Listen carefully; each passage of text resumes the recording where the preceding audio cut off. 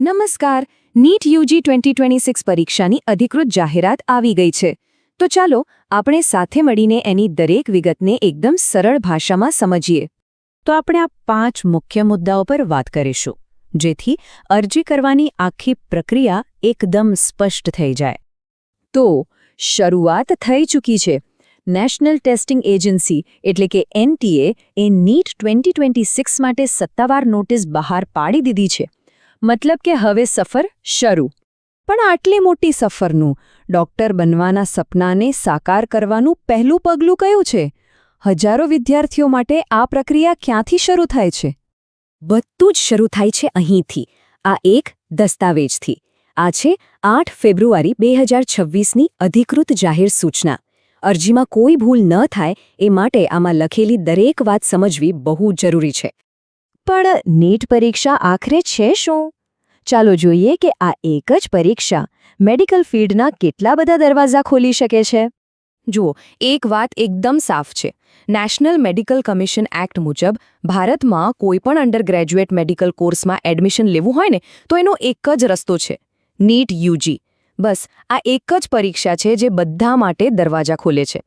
અને આ જુઓ, આ પરીક્ષાનો વ્યાપ કેટલો મોટો છે. ખાલી MBBS નહીં, પણ ડેન્ટલ, આયુર્વેદ, હોમિયોપેથી, વેટરનરી અને આર્મ્ડ ફોર્સીસમાં નર્સિંગ સુદ્ધા, આ બધા જ કોર્સ આ એક જ પરીક્ષા હેઠળ આવે છે. ઓકે, હવે સૌથી અગત્યની વાત પર આવીએ, તારીખો.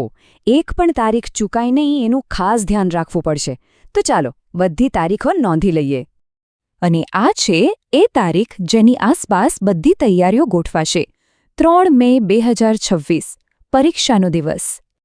આખી ટાઈમલાઈન બરાબર સમજી લઈએ. 8 ફેબ્રુઆરીએ અરજીઓ શરૂ થશે અને બરાબર 1 મહિના પછી 8 માર્ચે રાત્રે 9 વાગે બંધ થઈ જશે. અને હા, જો કોઈ ભૂલ રહી જાય તો ગભરાવાની જરૂર નથી. 10 થી 12 માર્ચ વચ્ચે એને સુધારવાનો મોકો પણ મળશે. પરીક્ષાના દિવસની વાત કરીએ તો બપોરે 2 થી 5 એટલે કે પૂરા 3 કલાકનો સમય મળશે. ટાઈમ મેનેજમેન્ટ અહીં બહુ જ કામ લાગશે. ચાલો હવે અરજીની ફી વિશે જાણીએ. કઈ કેટેગરીના ઉમેદવારો માટે કેટલી ફી નક્કી કરવામાં આવી છે એ સમજવું બહુ જરૂરી છે. તો સીધો સવાલ, નીટ પરીક્ષા માટે અરજી કરવાનો ખર્ચ કેટલો થશે? ચાલો એની વિગતો જોઈએ. અહીં ટેબલમાં બધું સ્પષ્ટ છે. જનરલ કેટેગરી માટે 1700 રૂપિયા, EWS/OBC માટે 1600 રૂપિયા અને SC/ST કેટેગરી માટે 1000 રૂપિયા. પણ હા, જો કોઈ ભારત બહારથી પરીક્ષા આપવા માંગતું હોય તો ફી સીધી 9500 રૂપિયા છે. અને હવે સૌથી છેલ્લો અને કદાચ સૌથી અગત્યનો વિભાગ, અરજી કરવી કઈ રીતે. ચાલો એ સ્ટેપ સમજીએ જેથી અરજીમાં કોઈ જ ભૂલ ન થાય. અરજી કરવાની પ્રોસેસ એકદમ સીધી છે. બસ આ 4 સ્ટેપ્સ છે. યાદ રાખજો, બધું જ ઓનલાઈન થશે, કોઈ ઓફલાઈન પદ્ધતિ નથી. વેબસાઇટ પર જઈ ફોર્મ ભરવાનું, ડોક્યુમેન્ટ્સ અપલોડ કરવાના અને ઓનલાઈન ફી ભરી દેવાની, બસ. હવે આના પર ખાસ ધ્યાન આપજો. કેટલાક નિયમો એવા છે જે બહુ જ અગત્યના છે. નાની અમથી ભૂલ પણ ભારે પડી શકે છે.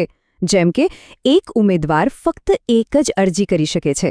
અને હા, ઈમેલ એડ્રેસ અને મોબાઈલ નંબર પોતાનો જ અથવા માતાપિતાનો જ હોવો જોઈએ. આ બહુ જરૂરી છે કારણ કે બધી માહિતી એના પર જ આવશે. કોઈ પણ પ્રકારની ગેરસમજ કે ખોટી માહિતીથી બચવા માટે હંમેશા ફક્ત આ જ એક સત્તાવાર વેબસાઇટનો ઉપયોગ કરવાનો છે, બીજે ક્યાંય નહીં. અને છતાંય જો મનમાં કોઈ સવાલ રહી જાય તો ચિંતા કરવાની જરૂર નથી. NTAનો સીધો સંપર્ક કરવા માટે આ હેલ્પલાઇન નંબર અને ઈમેલ ID આપેલા જ છે. તો બસ હવે નીટ 2026 માટે અરજી કરવાનો આખો રસ્તો એકદમ સાફ છે. પહેલું પગલું કયું ભરવાનું છે એ હવે ખબર છે. તો સવાલ એ છે કે શું આ સફર માટે તૈયારીઓ શરૂ થઈ ગઈ છે? મહેનત શરૂ કરવાનો આનાથી સારો સમય બીજો કોઈ નથી. શુભકામનાઓ.